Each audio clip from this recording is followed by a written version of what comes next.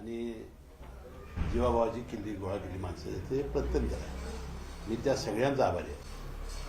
मी सुद्धा माझे मित्र भयासाहेब माने, युवराज पाटील सगळे प्रमुख नेते मंडळी त्यांनी ती परिस्थिती हाताळली. कारण एखादा जरी कुठला प्रसंग चुकीचा घडला तरी सहानुभूती जात असते.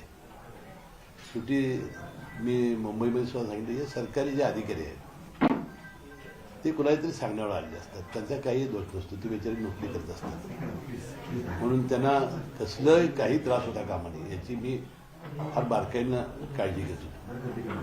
ज्या ज्या वेळेला ते आत येण्याचा प्रयत्न केला त्यावेळा किंवा बाहेर त्यावेळा मी आमच्या सगळ्या प्रमुख कार्यकर्त्यांना सांगतो की त्याला सांभाळा लोकांना. कारण मॉब जमला की मॉब कोणाच्या हातात जात नाही. आणि म्हणून आपल्याला कसलंही असं न करता त्या सरकारी अधिकाऱ्यांना सहकार्य करणे आपलं काम आहे. तुम्ही घरच्या लोकांशी त्यानंतर आल्यानंतर संवाद साधला असाल. त्या दिवशी नेमकं काय घडलं, घरच्या लोकांशी ते अधिकारी कशा पद्धतीने वागले आणि अधिकाऱ्यांच्या हाती नेमकं काय लागलं नाही? काय हाती काय लागलं ते सांगू शकतील. तर त्यामध्ये आपण काय बोलणं बरोबर नाही. परंतु काय होतं कधी आणि कुठेही मी अनेक वेळेला बघितलं म्हणजे बाकीच्या ठिकाणी छापे पडले आमच्यात. हे पहिले 2 तास सोडल्यानंतर ते सगळ्या घरातली कुटुंब समेतच फार म्हणजे त्यांचं संबंध चांगले राहतात. ते काही त्रास वगैरे काही देत नाही. पण हेतू पुरस्कार वारंवार मुश्रीफ साहेबांनाच का टार्गेट केलं जात आहे? काय नेमकं त्याच्या मागे कोण आहे? ठीक आहे, आता आज ते बोलणं बरोबर नाही. मी सगळा खुलासा जो आहे माझ्या आरोपांचा मी त्या दिवशी मुंबईत केलेला आहे. पण हसन मुश्रीफ यांचं काउंटडाऊन सुरू झालं अशा ते पद्धतीने ठीक आहे ना. ते आता ते 5 वर्ष झाले चालू आहे ना. ठीक आहे, आता त्यावर आज काय नाही बोलणार मी. अंबाबाईला पण किरीट सोमय्या येणार आहेत दर्शन घेण्यासाठी. काय याच्यावरती आपलं? तर येऊ देत ना.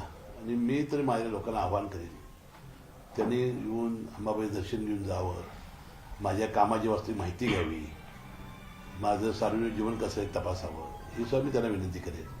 आणि कुणी आमचे कार्यकर्ते तिकडे जाणार नाहीत, फिरकणार नाहीत असं मी कळकळीचं आवाहन त्यांना करतो. खरं तर बदनामीचा दावा तुम्ही त्यांच्यावरती टाकला होता. तो चालू आहे.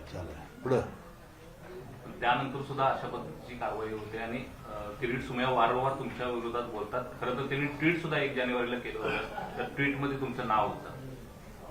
आता संपूर्ण खुलासे मी केलेले आहेत. त्यांनी जे आरोप केलेले होते त्याचे सगळे खुलासे केलेले आहेत. आता आपल्याला पुन्हा कधी डिवचून पुन्हा काय आता वाद करायचा नाही. मी काय आहे ते सगळे जनतेला माहिती आहे. खुली किताब आहे. पण तुमचे कार्यकर्ते वारंवार समरजित राजेंच्यावरती आरोप करतात. त्यांच्याकडूनच हे सगळे कृत्य होत असल्याचा आरोप नाही. मी त्याविषयी मुंबईमध्ये सुद्धा सांगितलं की त्यांचा जो दीपक मंगळ म्हणून सातत्यानं मुंबई दिल्लीमध्ये त्यांच्यावर जातो त्यानंच 4 दिवसापूर्वी आमचे माजी नगराध्यक्ष आहेत त्यांना सांगितलं होतं की बाबा आम्ही मुंबई दिल्लीमध्ये सगळं जाऊन भेटून आलेलो आहे.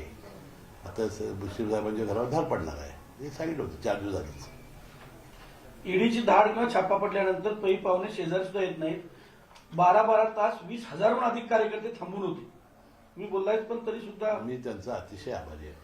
माझ्यावर प्रेम व्यक्त करणारे जे लोकांनी येऊन इथं मला आमच्या कुटुंबियांना धीर दिला त्या सगळ्यांचा मी मनपूर्वक आभारी आहे. ईडीच्या छाप्यानंतर हसन मुश्रीफ खचून गेलेत किंवा पुन्हा आक्रमकपणे ते नाही 5 वर्षापूर्वी असं झालंच होतं ना.